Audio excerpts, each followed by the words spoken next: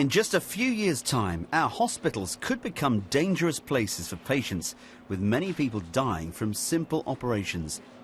The reason is that common infections are becoming more and more resistant to antibiotics.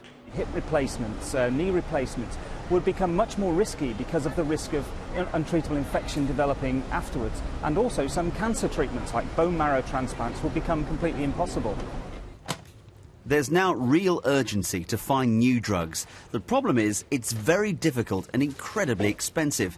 It's led scientists from around the world to look for cures in some unlikely places. Cool, wow. It's a totally different world. Well, Ian, I can see they're quite obviously ants, but they're a lot bigger than the ones we get here in the UK.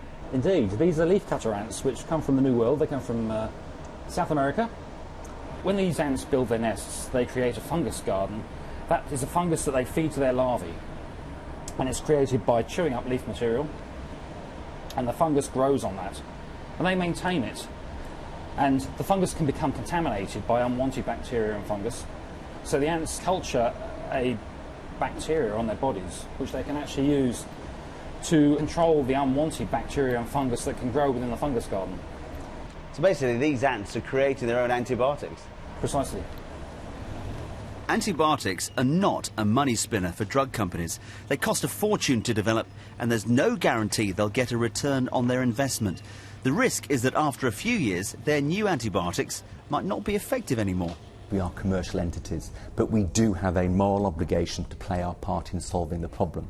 We have the knowledge, we have a huge amount of knowledge in our organisations. We need to share that collaboratively. We need to work with various other agencies to get these new medicines made available for the doctor to use appropriately. Scientists are now harvesting the antibiotics the ants produce. It's still early days, but the team are quietly confident. I think realistically, if we look hard enough, then we're going to find novel antibiotics produced by the bacteria living on these ants that will be useful in human medicine.